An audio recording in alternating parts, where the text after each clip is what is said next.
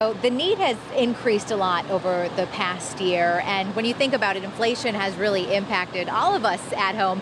This is where the food bank inside of here, it's a cold room. They keep some produce, eggs. We all know how expensive eggs are. We're talking now with Josh Murphy, the Director of Sourcing and Distribution Programs at the Greater Pittsburgh Community Food Bank. So what have you seen this past year when it comes to even getting food?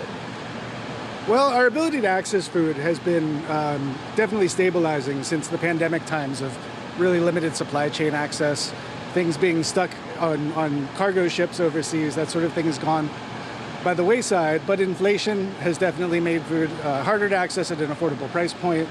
It's impacted us on in our buying programs, but really more importantly, it's impacted the people at home who need food assistance, who are paying so much more for food. There's more demand for food assistance.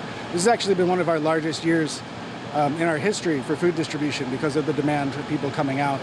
And it's largely because food is so expensive.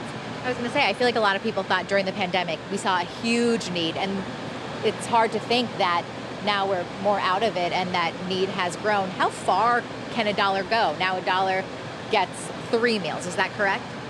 Yeah, we say a dollar buys about 3 meals all in, where we used to say a dollar buys about 5 meals. We're really working hard to maximize the impact of our dollars, though. I mean, all the dollars that our supporters in the community give us by focusing on a product mix that's both less expensive to us and more in demand to the people who need our help. When people come to a food distribution, the 3 top things they're looking for, we've surveyed, we've asked this question. It's fresh fruits and vegetables, it's dairy products like milk, and it's protein items like meat, fish, cheese, and eggs. And we can source all of those things at a much lower price than you can find in the grocery store. Because of the volume that we work at, because of the markets that we reach, 1/6 of the price that you pay for produce, 1/4 of the price that you pay for eggs. And so we can make those dollars go much farther and feed more people. So those categories that I just mentioned were 60% of our total product mix last year.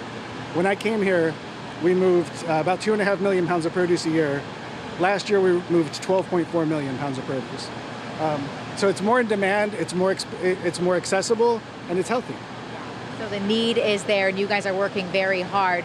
We hope so far all day, you guys have been so generous in helping us out in our mission to raise money so that we can give back and help the Greater Pittsburgh Community Food Bank. And there is still time to donate.